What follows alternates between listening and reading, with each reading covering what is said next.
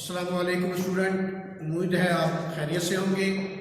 आज का जो हमारा टॉपिक है वो है प्रोजेक्ट्स के अंदर एलईडी चेजर सर्किट्स बनाना है। हमने पिछला सर्किट जो हमने बनाया था वो था एक म्यूज़िकल बेल से आपने बनाना था UM606 ट्रांजिस्टर इस्तेमाल करके, या उसको हम IC भी कहते हैं। वो आपने उम्मीद है बना लिया होगा। आज जो हमने सर्किट्स बनाना है वो है एक यानी आप इसको चेजर सर्किट्स भी कह सकते हैं। असल में जो चीज़ हमने इसके अंदर इस्तेमाल करनी है वो है एक IC 4017। उसको नाम जो दिया जाता है काउंटर का। किसका नाम दिया जाता है? काउंटर का। पहले मैं उसके बारे में आपको बता दूं कि फिर उसके बाद आता हूं अपने मेन सर्किट्स के ऊपर। इस सर्किट के ऊपर आप देख रहे हैं तो सबसे पहले जो ये वाली IC लिखी हुई है CD 4017, ये 16 पिन IC है। ठीक है, कितने पिन IC है? 16 पिन IC है। तो इसका जो असल काम जो है वो है काउंटर का। किसका असल का क्या है? यानी ये काउंट करती है आपकी जितनी भी आउटपुट आ रही होती है, उस लिहाज से उसको काउंट कर रहा होता है। इसका जो मेन किरदार है सबसे ज्यादा वो है क्लॉक। यानी आप इसको क्लॉक इस्तेमाल करेंगे तब जाकर ये काउंटिंग का काम करेगी।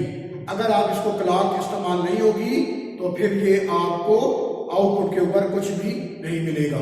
अब हम आते हैं कि हमने सबसे पहले जिस तरीके से हमने आपको बनाया हुआ है कि हमने जो 555 टाइमर से हमने क्लॉक सर्किट्स बनाए थे, जिसमें से एस्टेबल सर्किट्स था और मोनोस्टेबल था।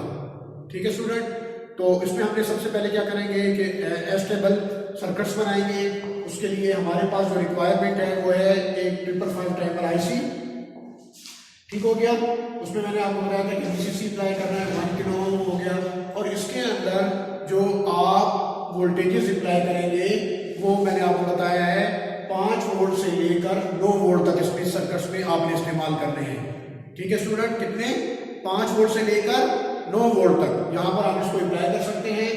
1 किलो ओम का रेजिस्टेंस R1 और R2, और ये जो कैपेसिटर आपका लगा हुआ है वो 1 माइक्रोफैराड का लगा हुआ है। तो आप क्या करेंगे, इसको 1 माइक्रोफैराड कैपेसिटर का आप लगा सकते हैं।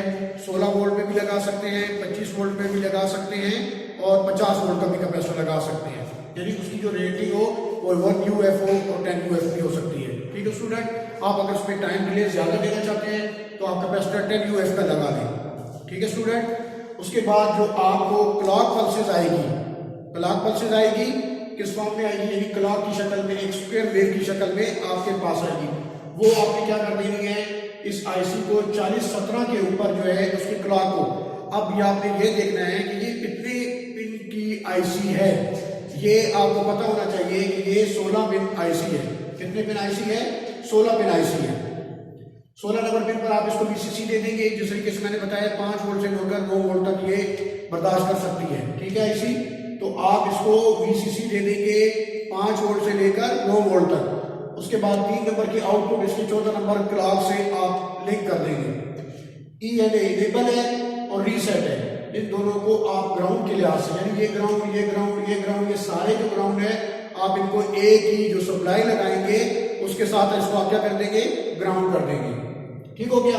उसके बाद ये मुख्तलिफ किस्म की आउटपुट्स हैं, Q0, Q1, Q2, Q3, Q4, 5, 6, 7।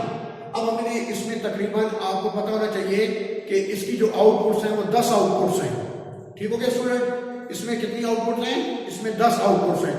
आप इन 10 आउटपुट्स को इस्तेमाल कर सकते हैं। उस दिन मैंने आप लोगों को पहले बताया था कि हमने मुख्तलिफ किस्म की डिले के लिहाज से सर्किट बनाते हैं, जिसमें से एक के बाद एक मोटर को ड्राइव करा सकते हैं इसी सर्किट के लिहाज से। मतलब ये दे रहे हैं कि जिस तरीके से आपने टाइम को एडजस्ट करना है। अब जब टाइम को आप एडजस्ट करेंगे उसी लिहाज से, पहले ये दूसरी, ये तीसरी, ये चौथी, 5वीं, 6, 7 इसी तरीके से ऑन होती जाएगी। अब मैंने उससे पहले आपको ये बताया था कि हमने यदि किसको काउंट करवाना होता है, यानी दोबारा ये तो सारा के बाद आकर क्या होगा कि स्टॉप नहीं होगी, ये दोबारा 0 पर चली जाएगी। क्या चली जाएगी? 0 पे चली जाएगी। तो 0 पर दोबारा वापस लाने के लिए हम क्या करते हैं, ENA, ये जो इसका 13 नंबर पिन है, 13 नंबर पिन है, इसको हम इनेबल कर देते हैं। यानी इसको ग्राउंड के लिहाज से इनेबल करते हैं कि ताकि ये आपका दोबारा सर्किट रीस्टार्ट हो जाए। तो रीस्टार्ट हो जाए, तो रीस्टार्ट होने के लिए हम दोबारा इसको क्या करते हैं कि इसको ग्राउंड के साथ मिला देते हैं। अब जरूरी नहीं है कि आपने कि ये सारी की सारी सर्किट चलाने हैं, मतलब आप इसके ऊपर Q0 के ऊपर भी एक सर्किट चला सकते हैं, Q1 के ऊपर भी एक सर्किट चला सकते हैं, Q2 के ऊपर भी एक सर्किट चला सकते हैं, Q3 के ऊपर। अब आपने देखना है कि आपकी आउटपुट कितने फॉर्म में है, मतलब आप एक स्टेप इधर चला रहे हैं, एक स्टेप इधर चला रहे हैं, एक स्टेप इधर चला रहे हैं, तो आपके पास कितने स्टेप चलते हैं? 3 स्टेप चलते हैं। मतलब फॉर एग्जांपल के तौर पर हम ये ले लेते हैं कि एक में से तो 10 स्टेप है ना, तो यानी 10 आउटपुट को हम चला सकते हैं। तो हम क्या करते हैं, हमने 3 चलानी है, एक Q0 पे लगा देते हैं, Q1 और एक Q2 पे लगा देते हैं, बाकी को हम छोड़ देते हैं। अब हम क्या करेंगे, यानी पहले हमने 1 को चलाया, फिर उसमें हमने 2 को चलाया, फिर हमने 3 को चलाया, बाकी आउटपुट हमने नहीं लिए। तो हम क्या करेंगे, इस 3 को हम क्या करेंगे दोबारा, इस 3 को हम क्या करेंगे, यानी इस 3 को हम लाकर हम क्या करेंगे, इस कैरी आउट के साथ मिला देंगे। किसके साथ मिला देंगे? ये जो 12 नंबर है। तो ये क्या होगा, यानी आपको इसको दोबारा रिपीट की तरफ ले आएगा। यानी अब आप ये आउटपुट नहीं लगाएंगे, अगर तो सारी लगेंगे फिर तो हम इसको नहीं लगाएंगे, फिर तो इसको हम छोड़ देंगे। अगर हमने 3 या 2 इस्तेमाल किए हैं, 4 इस्तेमाल किए हैं, या 5 इस्तेमाल करिए हैं, तो इसको हम क्या करेंगे, रिपीट कराने के लिए हम इसको कैरी आउट में लगा देंगे। अब समझ आ गई है? तो ये होगा कि हमारा ये सर्किट जो होगा Q0, Q1, Q2, ये 1, 2, ये 3 स्टेप में चलेगा।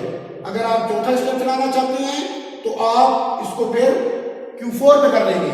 इसी तरीके से आप स्टेप बढ़ाएंगे तो एक स्टेप को आप उसके साथ रिपीट करेंगे। अगर आपने रिपीट नहीं कराना तो बस एक ही बार चलाना है विद रिस्पेक्ट टू टाइम के लिहाज से, तो आप इसको सिर्फ और सिर्फ आप कैरी आउट को उसी तरह MC कर देंगे, नो कनेक्शन कर देंगे। समझ आ रही है स्टूडेंट?